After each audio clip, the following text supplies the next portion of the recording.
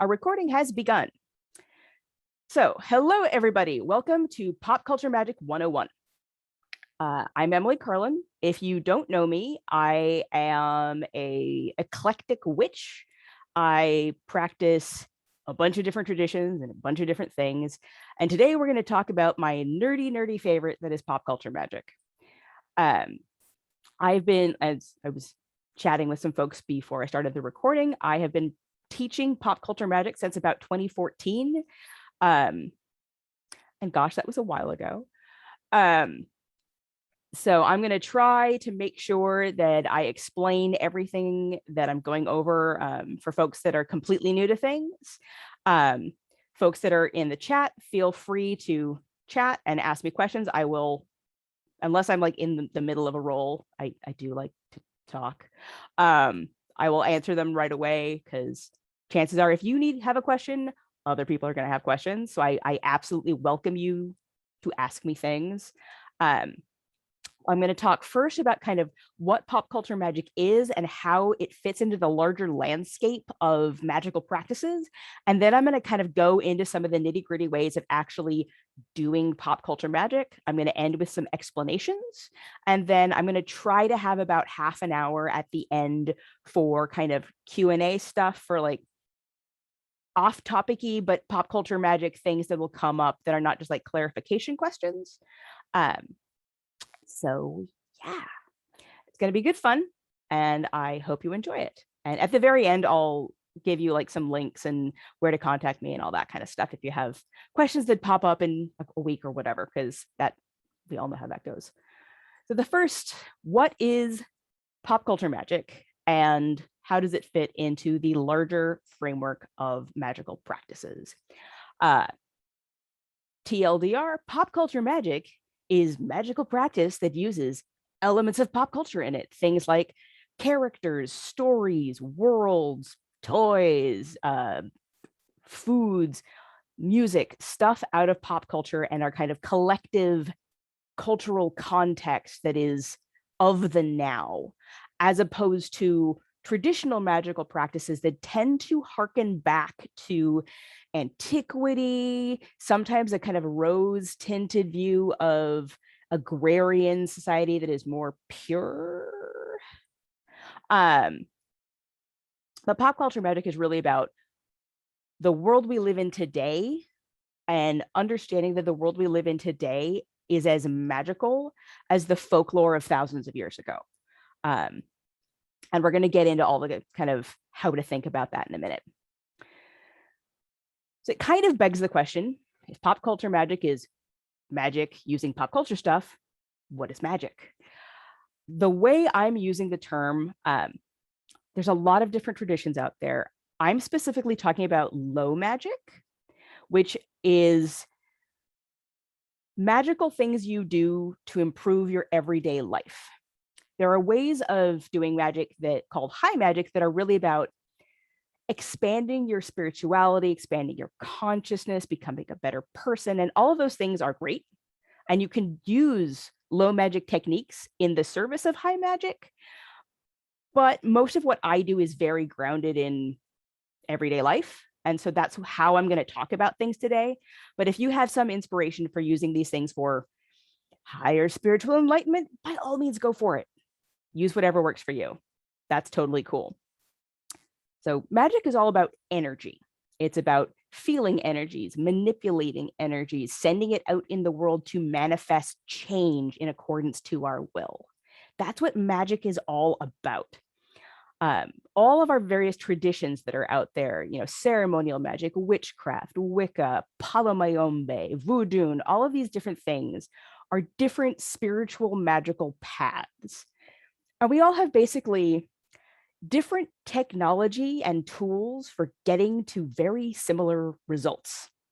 Like the whole idea is we have a set of procedures to achieve our goals. It's kind of, there's a million recipes for roast chicken.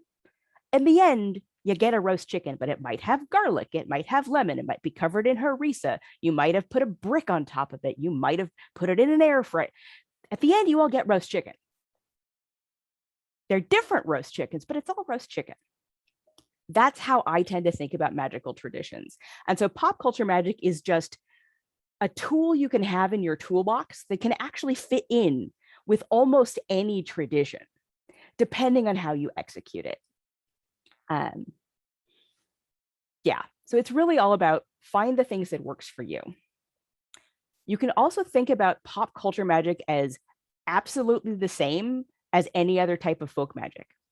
Folk magic is magic of the people, generally kind of not the wealthiest people, people that have to make do with what they have. That's what folk magic is really all about. It's you have to do a thing. What have you got? You've got to make it happen. Great.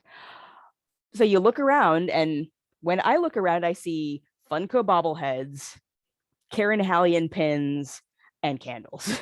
Like, I have a Carrie Fisher Saints candle.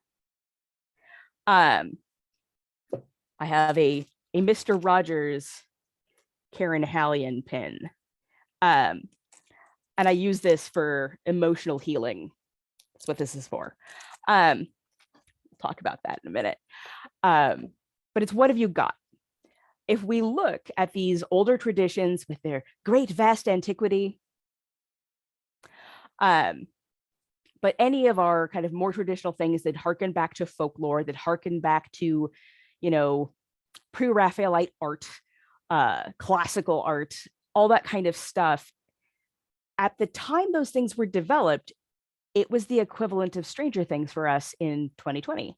It's the stories that were au courant and were on trend back then. At the time, they were not any more mysterious and rarefied than Squid Games.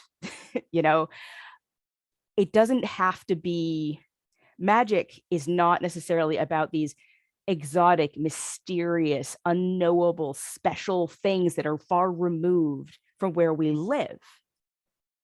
If we're doing magic to improve our daily lives, why would we not use the energies and symbolism from our daily lives?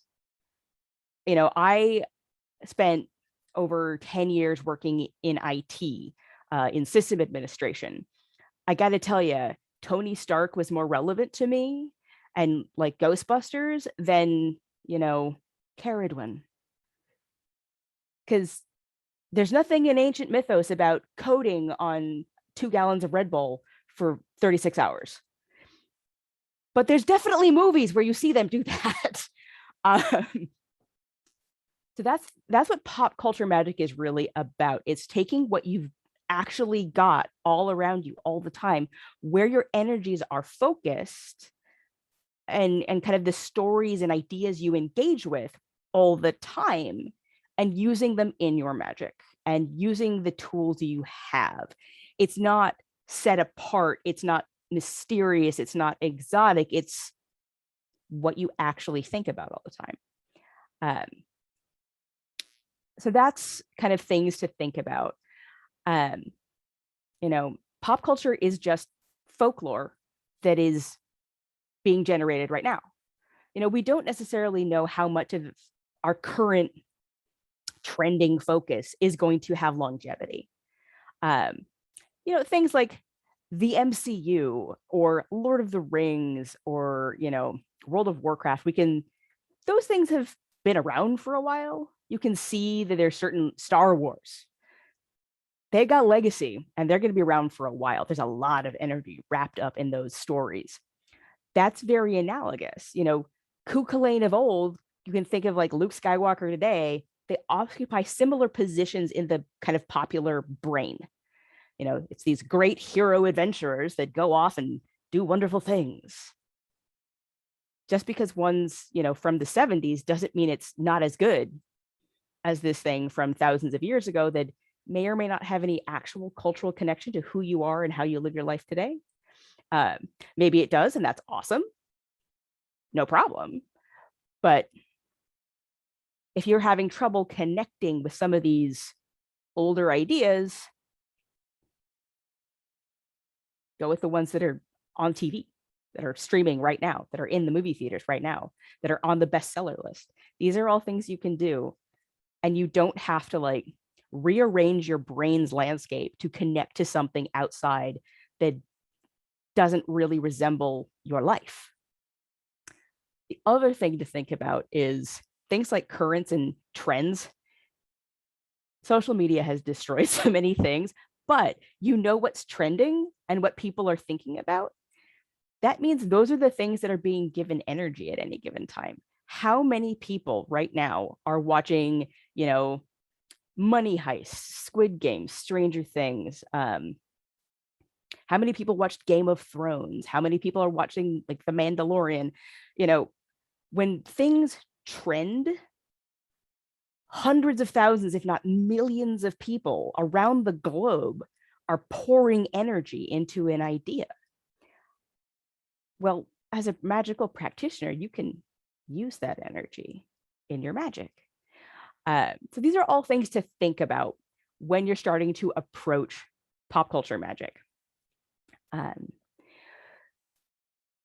Yeah, that's the very high level kind of general stuff. So to kind of dig into what that really means in terms of what you do with that, there's two kind of big areas where it tends to apply. There's a zillion things you can do. I cannot possibly go over all of them. So I'm going to focus on two big things. First is working with characters, and the second is looking at tools and spell components. So first, I'm going to talk about working with characters. Anyone that has ever worked in the spirit model already knows how to do this. For those that are not familiar, the spirit model of magic is the idea that metaphysical entities and or spirits are real. They have energy, and you can have relationships with them in which you can ask them to do you favors of various kinds. Working with a pop culture character is exactly the same as working with any other kind of metaphysical entity. I understand that's a bit of a logical leap, so let me explain why that is the case. I was going to ask if anyone's ever heard of a thought form, but there's really no good way for you to answer that. So if you haven't heard of what thought forms are, here's what they are in a nutshell. A thought form is essentially a metaphysical entity that is either created deliberately by a magical practitioner or something that coalesces naturally, independently, when enough energy is sunk into an idea. Think about Santa Claus. Santa Claus is a thought form. It is a concept that has been given life over and over and over again in a million different forms across the globe, across media, across storytelling. The hearts and mind of every child watching that Santa tracker via NORAD on the internet. How much emotional energy goes into the idea of Santa Claus that we all agree is a myth. You pour that much energy into an idea, it becomes a thing. And it will take on a life of its own energetically, basically in the astral plane, more or less. Pop culture characters can do the exact same thing. Think about your biggies: Darth Vader, Superman, Iron Man, Gandalf, Doctor Who. These are characters that are recognized the world around. Like, they did some survey, like Darth Vader's helmet is one of the most recognizable images in the world. Like, you ask a child in the jungles of Brazil, they'll know who Darth Vader is. These are characters that are elevated to the status of like demigod almost, in the amount of energy that gets poured into them across the globe. So that's how you can that's how we go from working with spirits to working with pop culture entities, because they're basically the same. Like, the difference is how they are formed. Most metaphysical entities are things that are born in various ways in other planes of existence. Thought forms are things that are created by human thought. hence the term thought form. And different cultures have different words for thought form. Sometimes you'll hear servitors, you'll hear the term tulpa used incorrectly a lot to mean thought form. It's not quite the same thing. But as I am not an expert in Tibetan practice, I'm not going to go into it because I don't know. I've just heard Tibetan Buddhists go, that's not what it is. I'm like, okay, I won't use that word.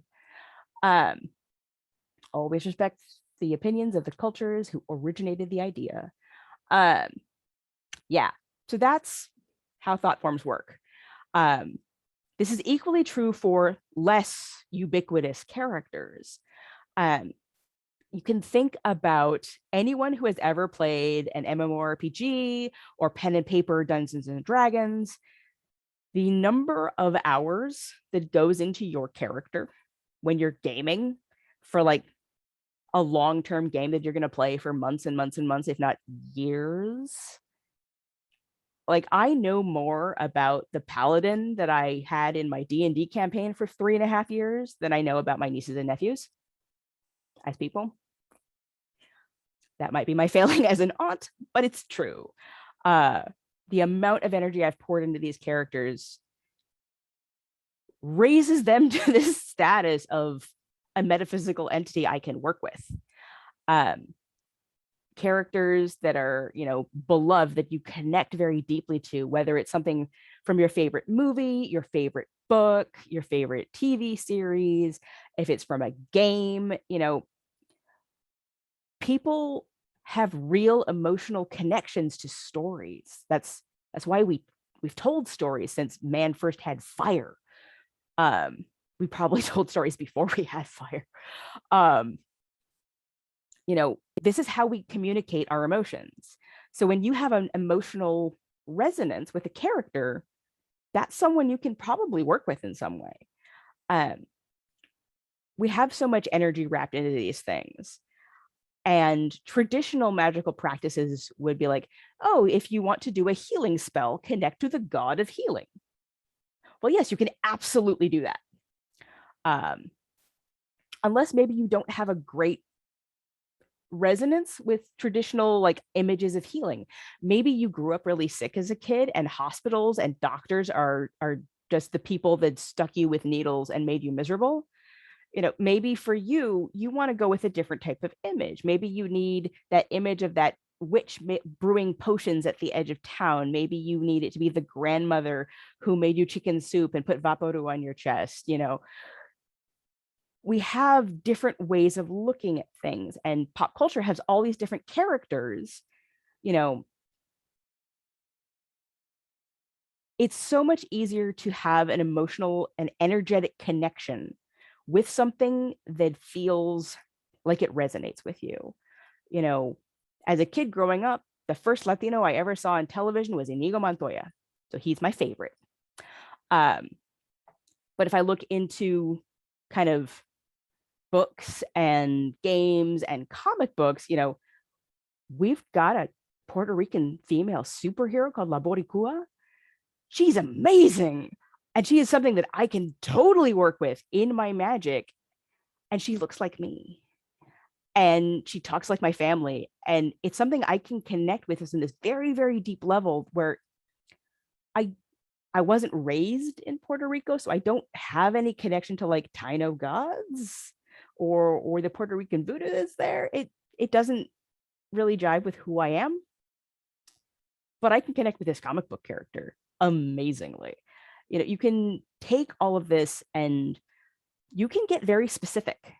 If you look at the old kind of traditional pantheons of gods, you look at your Greeks, your Romans, your Celts, your Germanic, all those different pantheons of gods. They're gods of things that are very, very big.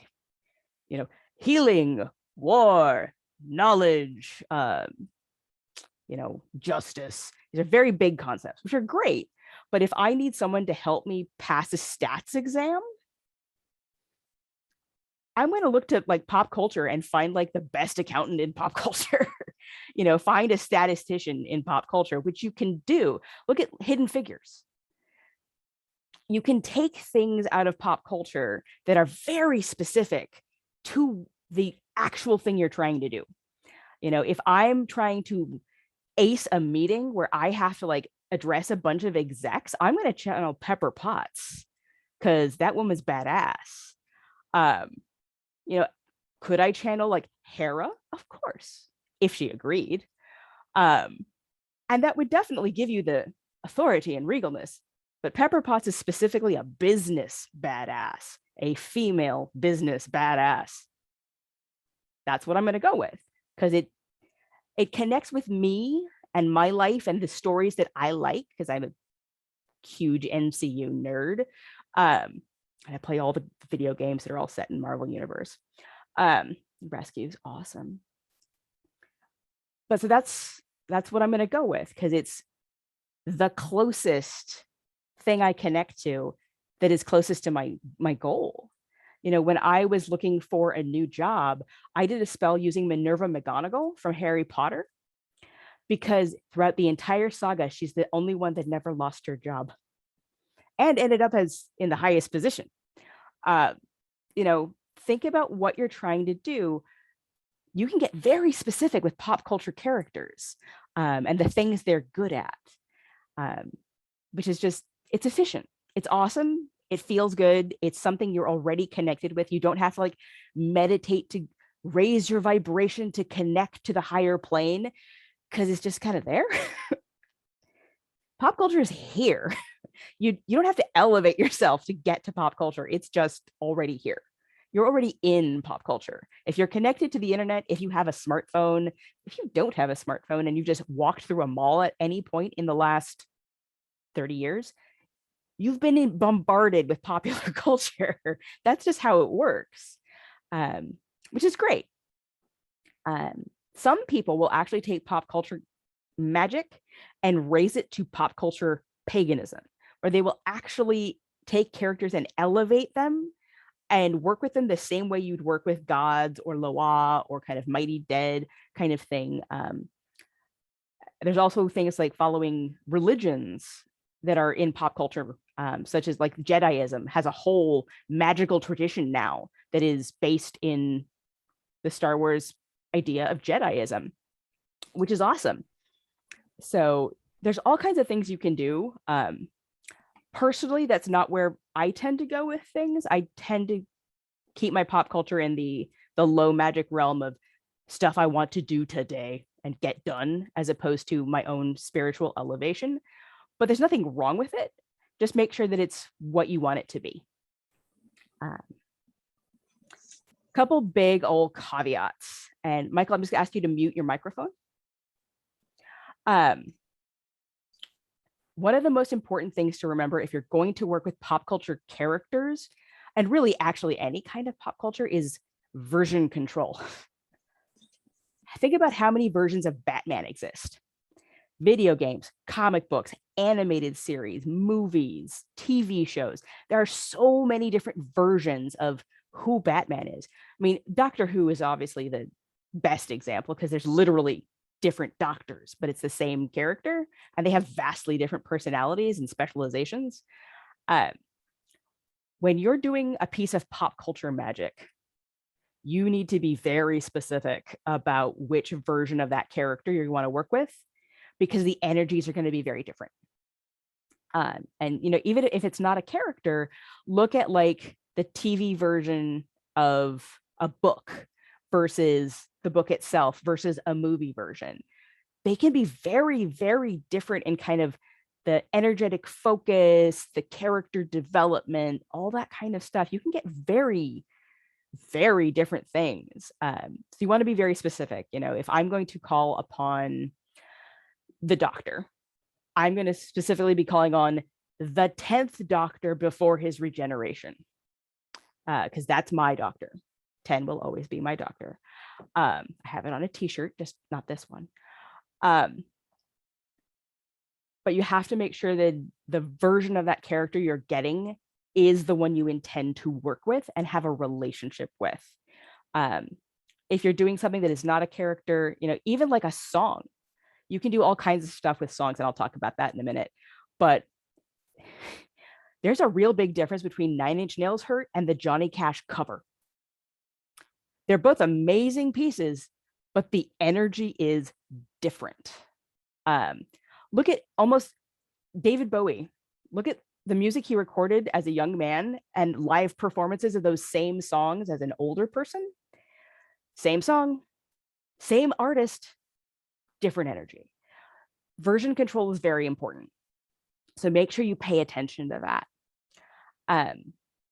The other thing to think about is their piece of media evolving or static? Lord of the Rings is done. Like, Tolkien is dead. Canon is complete. We've got canon. I know his son is releasing like new kind of like updated material, but it's not canon quite. It's extended canon. And then you've got something like Marvel characters that are not only continually evolving, they can be entirely rebooted in a different AU with like 616 and 314 and Ultimates and Supremes and Secret Wars and all those things. Your same character can be Hydra Cap. Who thought that was a good idea? You can have vastly, vastly different energies around a story if the story keeps going. Look at any TV show with an unsatisfying ending. You know, Game of Thrones, I'm looking at you. The books aren't even done, and yet they ruined their own ending. Be aware that if you're going to work with characters that are still evolving, version control becomes even more important, because you might have that one episode where that character is perfect for you. There's this wonderful episode of Buffy the Vampire Slayer called The Zeppo. And it's the one episode where the character of Xander, who is just a dude, he has no special powers, he's not particularly smart, but he's got grit and tenacity and good qualities that allow him this one episode, just one episode, where he saves the day. He doesn't take any credit for it. He just does it. And sometimes I need to call on Xander from the Zeppo, not from any other episode, that one specifically, because I need that kind of energy. You can do that. And that's a powerful magical tool. So yeah, be very, very aware of that. The other thing you can do with characters that is super cool is you can actually purposely create like a gaming character, or you can write a short story where you create a character to help you in a working. Like, you need to do a healing spell, build a paladin. If you need to do a protection spell, build a tank. You know, create a character, use that character, put energy into that character, and then call on it. It's like putting energy, it's like putting coins in a piggy bank, except it's magical. And you, at some point, break open the piggy bank and spend the money. Pop culture can be an energetic piggy bank. We're putting energy into it anyway. We might as well be able to use it. So that's characters in a nutshell. The next thing to think about is tools and spell components. This is where you can get really, really creative. And it's definitely the most fun that I have with my pop culture magic. Because when I'm working with characters, I'm usually using them as kind of like a familiar or a guide. It's usually asking them for help with divination, advice. I'm asking them to help communicate things, you know, boost my energies to help me manifest things. But we get into like tools and components. Like, you can go as creative as you can possibly imagine. The things I do with the toy bins in Fred Meyer, you can do all kinds of fun things. The best thing about working with pop culture media in terms of tools is they're cheap, they're easy to get a hold of, and they're utterly ubiquitous. If you are doing undercover magic, toys are the way to go. No one is going to look twice at a computer programmer that has little Avengers figurines on their computer monitor at work. No one blinks an eye at a Lego set. And yet, you can do all kinds of things with that. When back when I still went into the office, pre-COVID, I will be remote for the foreseeable future. I had action figures, and I literally had that double-sided tape along the top of my monitor, and each one served a different function. Protection, helping me to figure things out, helping me to speak well and communicate what I actually intend to communicate, to keep distractions away, to keep that one particular coworker that drove me nuts far, far away from me. It's just nobody batted an eye. And I was literally doing spell work at my desk, playing with my toys.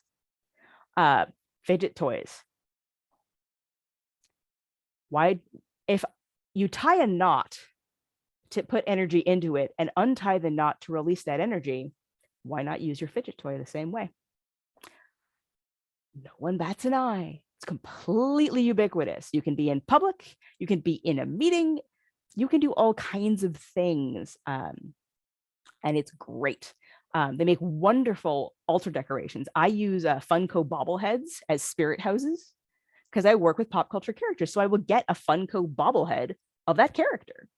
And that's their spirit house because it's them. Some of them I have multiples because I use them in different ways, different versions of the same character sometimes. Yeah, I think I have like 5 Lokis and like 6 Doctor Who's and 4 Winter Soldiers. And at least 2 Peggy Carters. So you can do all kinds of great things with it. That being said, pop culture has evolved and nerd culture and fandom has evolved where you can get very refined with it. You've got pop culture clothes. You've got Hot Toys replicas that are like $900 2-scale movie accurate replicas of things. You can get, your licensed, reproduction of Harry Dresden's shield bracelet, which I own and I do use in Protection Magic. You can get old school nerds. You can get like a Klingon Batleth and use that as your athame. It's great. You can do all kinds of things, and if you want to go like all in, it's possible to get very, very accurate replicas of things if you're willing to put in the cash. Or you can go the cosplay route and create things. If you're a maker and a nerd and you're making pop culture stuff, you can do some really cool things. Like in Kitchen Witchery, I have a rolling pin for embossed cookies that is all of the symbols of all the Avengers, and I make Avengers cookies. And I will put in things like protection and courage and fortitude and all of that kind of stuff and tenacity. I literally enchant the cookies and eat them. Still pop culture magic. It's kitchen witchery, but it's pop culture kitchen witchery. There's a wonderful YouTube channel and cookbook called Nerdy Nummies. It's Rosanna Paisano. And you can actually buy at like Joann's, I think. There are these molds for like jelly candies in the shape of like 1-up hearts. And I have made healing magic elderberry jellies in 1-up hearts as healing magic because I grew up playing Super Mario Brothers, and that's what 1-up hearts are supposed to look like. You can do endless things with these pop culture ideas and put it into spell work and use them as components. I've seen people doing cosplay as aspecting. There was one year at Geek Girl Con, and a friend of mine were kind of doing a joint presentation on pop culture magic presented in a way that was very muggle friendly. And there was a guy sitting right in the front row. And for those of you that have seen Iron Man 1, he was wearing the exact suit that you see Tony Stark wearing when he's doing his demonstration in Afghanistan. He had one gauntlet. He had the sun. Like, this guy spent some time like the beard was perfect, becoming Tony Stark. And afterwards, he came up to us and is like, I never really thought about it this way, but I'm an Afghanistan veteran. I came home and saw that movie and was triggered. I've had a full panic attack in the movie theater during the scene in Afghanistan in Iron Man 1. And he took that experience and made it into armor. And he would literally, he took the Phoenix rebirth thing that Tony Stark did in that movie, where he took his wounds and turned it into becoming a superhero. He did that in his own life by cosplaying Tony Stark. That is transformative, high level shit. I was utterly gobsmacked. Like, that is the most amazing example of pop culture magic I've ever heard of. And he did it brilliantly and didn't even realize that was what he was doing. You can take this very far and you can do a lot with it. It can be very creative. I know people that write fan fiction, and if you write stories in fictional universes, because, you know, it's fun, you could do whole like spells and rituals there. I had a person come up to me, and he would do all of his full moon rituals in the Temple of Elune in World of Warcraft, like inside the game, because there's this moon goddess elven temple. He would go there and do his Esbot rituals in game in this Temple of the Moon. And that's awesome. You know, you can do so much. And you have pretty much any option you can think of. And the beautiful thing about it is it's sometimes our faves are not hugely popular things. Maybe it's that one tattered book you found in the back of the used bookstore that is that one-off author. There's no other books about that. There's nothing else. You've never known anyone else that's read it, but it means the world to you. You can absolutely use that world, those characters, the stories. I have taken like whole hog like spells and poetry out of fiction and use them as incantations. Hello, my name is Inigo Montoya. You killed my father. Prepare to die. Everybody knows it. It's got a very specific energy and you can use it, and there's no reason not to. So yeah, you can do almost anything. One caveat to that, and this is something that's actually pretty important, particularly in this era of social media we live in. I highly advise you to not ever do pop culture magic involving a living human being. Stick to fiction. And here's why. Well, there's a number of reasons why. One of the most important is that people and our energy is influenced by what people think of us and what energy they send to us or try to pull from us. If you've ever been to a concert, you can feel the energy exchange that happens between the musicians and the audience. That's why live music is so amazing. That's very similar with actors, with performers, with writers. You know, we don't want to like take our perception of an actor and screw with who they actually are, because they don't belong to us.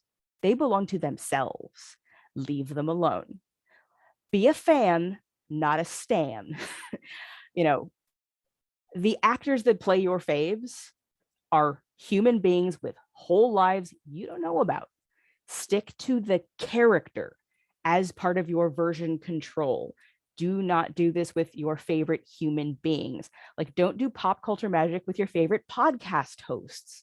They have other things going on. You could potentially do it with like the concept of the podcast itself if it's nonfiction, but I don't know quite how that would work. I stick to fiction. And the other aspect of that is you don't know the inner lives of a celebrity. Who they portray to the media and what their public face may have very little to do with who they are in their everyday lives. Leave them to it. Respect that divide if they just choose to have one. Boundaries, respect them. So, Janie, if you have a question, type it out.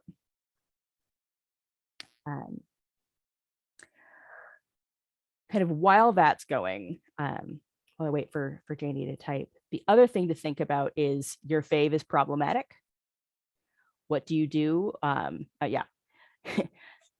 Boundaries are important, as is the free will of others. Choose your own morality, stick to it, but I highly advise you to not attempt to infringe upon the free will of others. That's just being polite. Yeah, your fave is problematic. Look at, so Harry Potter is a great example, where I love the magical world of Harry Potter. I love that story. It's a huge part of my life. And in the last few years, J.K. Rowling has revealed herself to not be a person that I admire, separating the art from the artist. A lot of things we have learned about human beings in the last, few years has been problematic. Some human beings are flawed. Okay, all human beings are flawed. Some human beings are flawed in ways we cannot tolerate. For this reason, it is very important to separate the art from the artist. I love Beethoven and Wagner. They were both very bad people. They're not great. It is not uncommon for the creators of art to create an amazing, magical thing that is wonderful, that you cannot associate with the human being that produced it, for various and sundry reasons. So keep that in mind. That is why version control is so important. You're looking at a piece of media, a character, a bit of story, a song. You can't ever truly isolate art from the artist. There's always going to be an influence there, and maybe you think like that.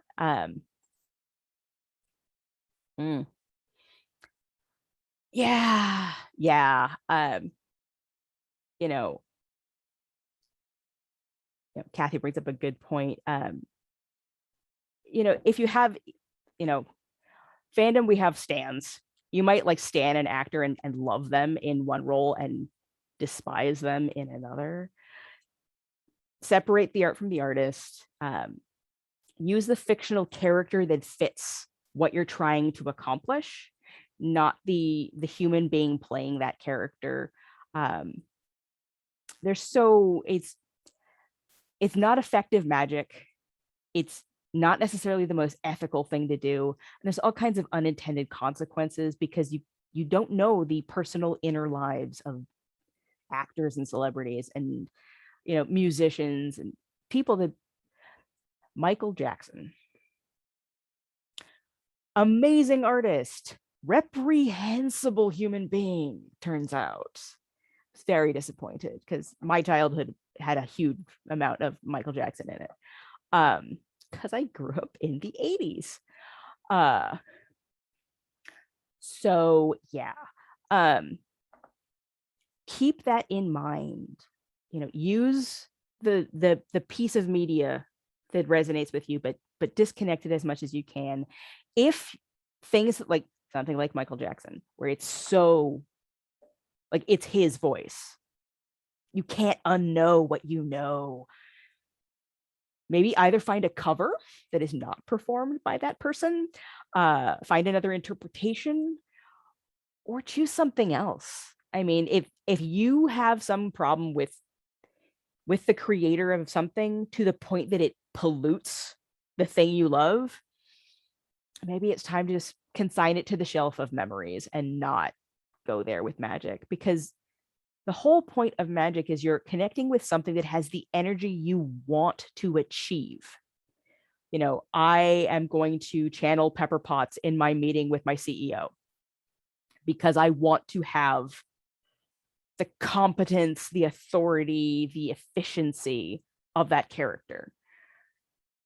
I don't love Gwyneth Paltrow for a number of reasons, but I don't hate her or have problems with her to the point where I can't use that isolated image where she portrayed that character. So I can still do that. Or I can look at Rescue the in other comics where it's the same character in a slightly different way. So you can do things, but only you can know where your line is, where there's always other options. We're trying to get from point A to point B. There are a million roads. Choose the one that works best for you in the moment. You can always change your mind later. If you do something one way and it doesn't work out, try something else. So yeah, unfortunately, a lot of creators can be problematic. Use your best judgment. Know how you feel. Go, if you ever feel weird about it, just do something else. It is that simple. But do think about that sort of thing, because unfortunately it's an issue. Yeah. Soundtracks. So talked a little bit about music. Soundtracks are actually an amazing way to attune space, like sonic cleansings. The same way you would burn a smoldering herb to cleanse a space with smoke, you can literally play music, whether it's something that you're performing or singing or humming or clapping, or if it's I will literally go around with my cell phone speaker on and just sonic cleanse with Rob Zombie, because that's what I like to do. If you're doing particular rituals and you're trying to set a certain mood, soundtracks from certain movies, like the instrumental bits, sometimes the pop music bits, if you play the Lord of the Rings hero theme, I am instantly in a very specific mindset and a very specific energy. The hero theme from the Avengers, when all of the original Avengers get in that group for this first time, that gets played now on the Marvel credits. The Star Wars fanfare. These are emotional cues embedded into our culture now. Soundtracks and musical cues are used because it speaks directly to emotion, and emotion speaks directly to energy. Going to those concerts, that there's energy in musical performance that is wild. So no matter if you can't carry a tune, doesn't matter. Like, if you're a musician, play the music, sing, dance. If you can't, it's totally cool to play it on Spotify. Just make sure you turn it on pause before an ad comes up, because that will really mess with your energy. Hearing about Vita gummies in the middle of ritual, which I've seen happen. So yeah, you can do all kinds of amazing things with popular music that is really cool. Earworms. I have known folks to actually use like those terrible like bubblegum pop songs that get stuck in your head for days, literally to help them change a habit or reinforce an idea. They'll like reword an earworm to their intention and hum it to themselves over and over again, and it's fine as long as you're not there to listen to it and get stuck in your own head. But it's incredibly effective. Like, you can do amazing things with it. I talked about foods a little while ago. There are whole YouTube channels and cookbooks dedicated to recreating fictional foods. One of my favorite podcasts, Savor, has a whole kind of like subcategory where they talk about foods from fiction. Like The Mandalorian has Baby Yoda's little blue macarons, and the new Star Wars movies have the blue milk and the weird expanding bread stuff. Lord of the Rings obviously has like lembas bread. Star Wars and Star Trek has like all those weird Klingon foods and like liquors. Game of Thrones has all kinds of foods. Most Eggo waffles from Stranger Things. Like, there's iconic foods that are part of our pop culture, and if you do kitchen witchery, you can go whole hog, with butterbeer, with pumpkin pasties. You've got all these wonderful things that are very evocative of certain kind of moods and ideas and magics from our favorite media that we can recreate and make really cool things. You can just make a plain cookie and just decorate it with a symbol from your favorite character. it can very much be the sky's the limit. You can make whole like bread landscapes of, magical worlds, of Valdemar with the horses and everything. You can do all kinds of things. And it's only limited by your creativity. The only the big caveat there is it doesn't have to be perfect.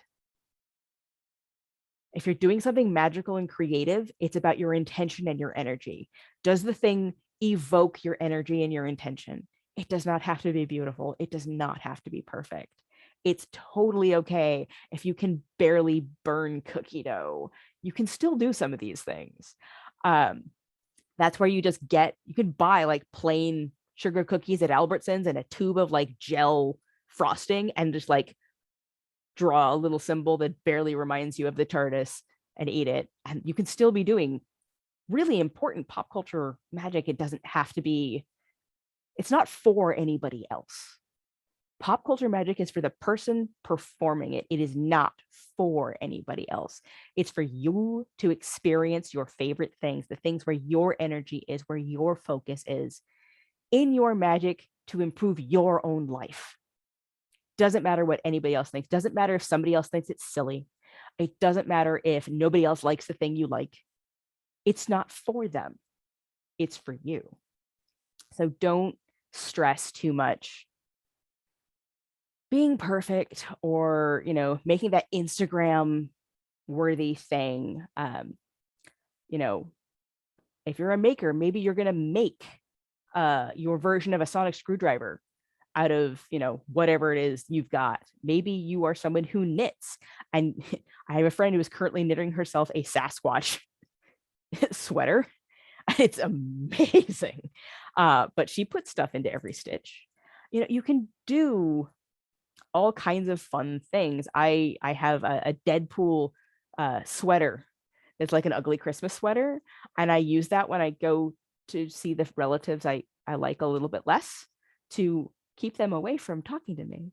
It's been very effective.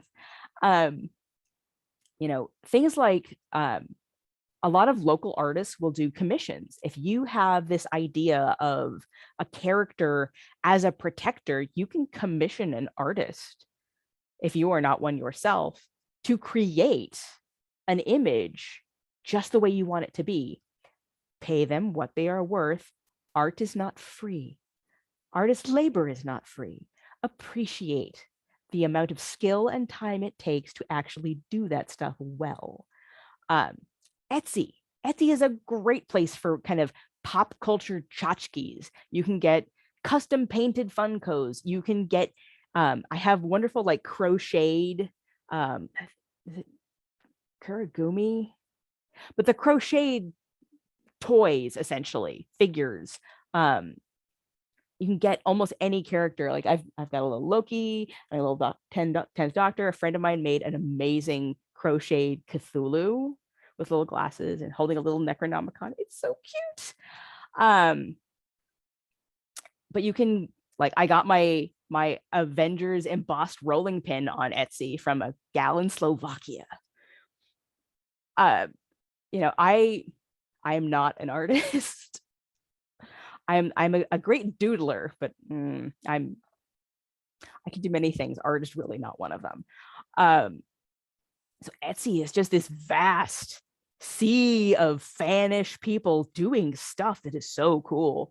And I am more than happy to support an independent artist. If you can, support local, support independent. Yes, you can get all this stuff from like Disney Direct. Please, if you can, support an independent artist. Just like your independent bookstore, they need you and we need them. So yeah, if you are someone who is an artist or super creative, or if you're not, you can still create things. I have a beautiful set of divination tiles that are pop culture, and it's literally like images from movies and TVs and memes. And I pull tiles and read them like bones. The same way in voodoo you traditionally do bone readings, I do with my pop culture tiles. I am not an artist. These are not beautiful, but they totally work for me because I know what I meant. And then there's things you can buy. Like the other day, I picked up A Nightmare Before Christmas tarot deck. It's amazing. Like, it's shockingly good. And the art is great and makes me happy. I could never draw such a thing. So yeah, you can, it's very much, your creativity is the limit. Buy stuff, make stuff, write stories. Like, I am not a fiction writer. Like, it is, I can write nonfiction till the cows come home, but ask me to write some like dialogue, it doesn't really work for me. But I can outline like a champ. So I can actually create like the outline of a story and still use it in my magic. It doesn't have to be good. You're not doing it for anybody else. Don't be afraid to suck. It just has to get the point across.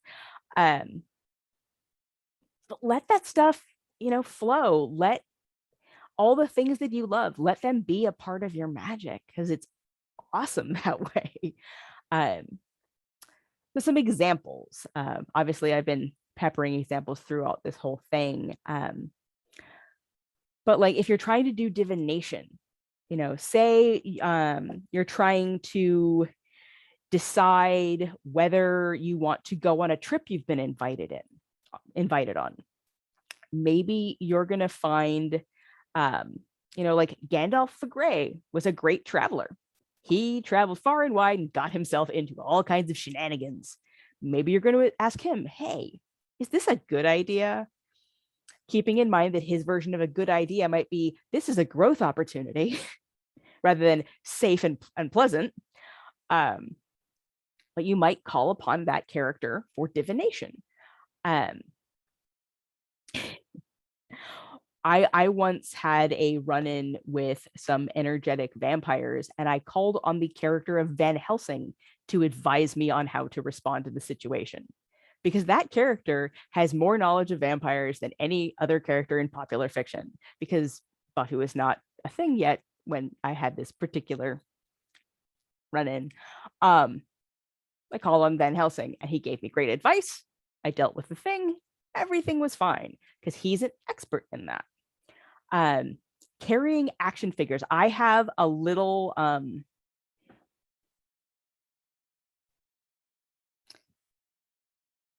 so cute. What are these called again? I don't even remember. Tsum Tsums. These are Tsum Tsums. I have a little winter soldier Tsum Tsum that lives in my car, that is my car protector. His sole job is that version of him lives in the car, keeps me out of accidents. I've had friends that carried around action figures like in their purse, tucked into a pocket in their backpack, sat on their desk at work to either be a guardian or an inspiration, or my Tony Stark over there, so that I can bounce off ideas when I'm doing weird coding problems. It's shockingly effective, even though I sound kind of crazy. But I work remote. No one else hears me talking like a crazy person. It's fine. And honestly, I do it anyway, and I just be eccentric. You can kind of look at them as almost like a guardian angel kind of figure, the way you use them. I've got my Captain Carter action figure from the latest Marvel What If. Little pig, Captain Carter, she's so great.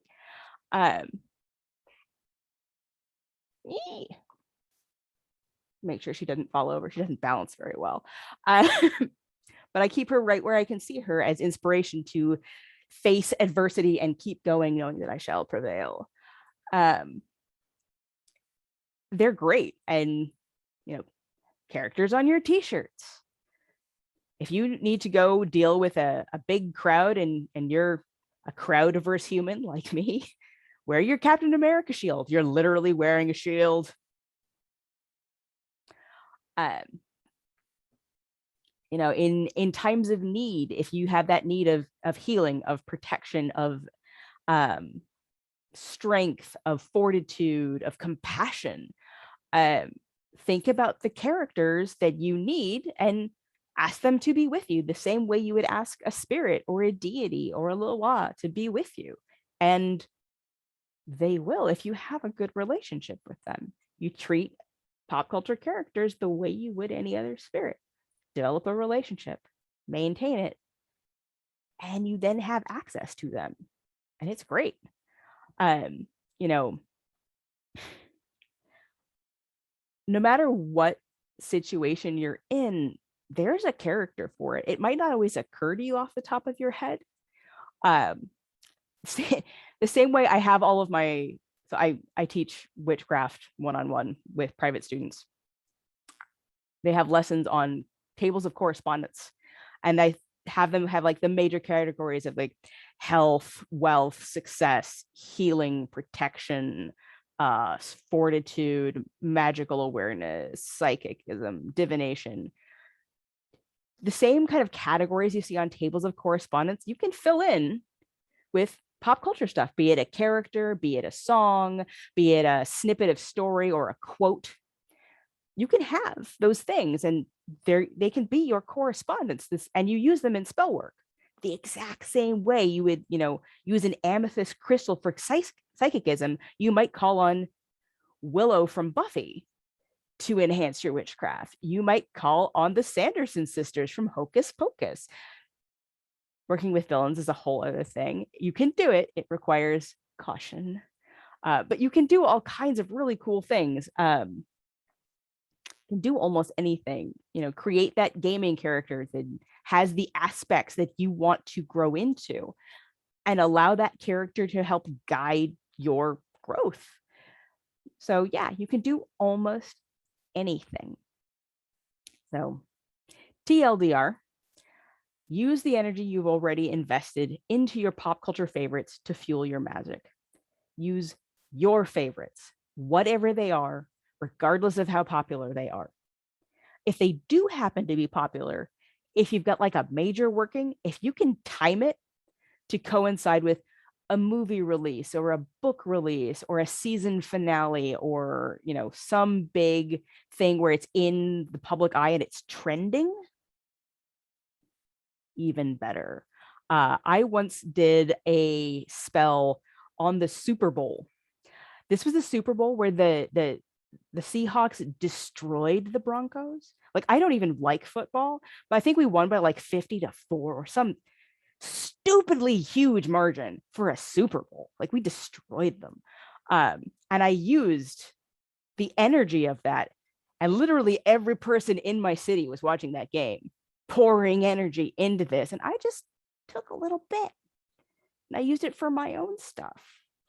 That huge groundswell of energy, you can take advantage of that. Why wouldn't you? The same way, in traditional witchcraft, you go to the seashore and take advantage of the strength of the tides to either pull in or wipe away energy. Use your pop culture the same way. It doesn't have to be these great big things. Develop relationships with characters, with worlds. Use all the energy you've already put into it. We've all got like that favorite book that you reread every year, the series you watch over and over again, the comfort show that you watch over and over and over again. Use that energy you've already put into it and take the relationship to the next level and engage with them as the metaphysical entity that they are. Give them the same kind of interaction and respect you would to any other entity. And then you can do things magically with them just the way you would with any other spirit. Use the ubiquitous nature of pop culture products to your advantage. Get the cookie dough with the lightsaber when you cut them, the way we can get like the Christmas trees at Christmas time. You can get sometimes like movie tie-ins and stuff that way. Get the Black Widow themed Jello pudding when it comes out. Get the action figures that are in the like quarter, like they're now like 50 cents, the turn thingies at the grocery store. Use the ubiquitous thing, temporary tattoos, for little kids. All of my band-aids are always like Star Wars band-aids or something like that. Use it, put the energy of these huge pop culture trends and make it worth your own while. And then, that final caveat of do stay to fiction. Separate the art from the artist, separate the actor from the character. Stick with the character, stick with the fiction, the specific piece of media, because magic is most effective when we limit ourselves to what we have some control over. There's a whole wide world around us we have no control over. Magic is about taking that little thing we do have control over and leveraging it to the absolute best of our ability, pushing just the right amount of pressure in just the right spot. So focus on that and let the rest of it, kind of take care of itself, because you can't do anything about it. So don't stress, because there's nothing you can do. Do what you can, see what happens. So yeah, that is pretty much pop culture magic in a nutshell. I'm going to turn off the recording in just a moment, and then we can just kind of have some discussion. But before I close out the recording, things you can do for resources. It's in the events, both the Facebook event and the meetup event. I put a link to my old blog where I have all of my blog posts on pop culture magic, and I'll put it in the YouTube description as well. I am available for questions. I'm happy to talk about this stuff because I like it. My email is emily@e-carlin.com. I am also in the Pop Culture Grimoire 2.0 that I co-edited with Taylor Elwood. You can also find me in all of the major Llewellyn annuals, usually the Witch's Companion. And sometimes some of the others. I've been in the Spell a Day. I've been in the Magical Companion. I've been in the Calendar. Depends on the year. But you can find me all over the place. I'm around. So yeah. And like I said, if you want any more information, feel free to email me. My website's just e-carlin.com.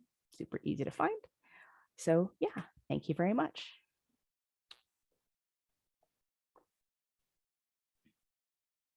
All right, stop recording.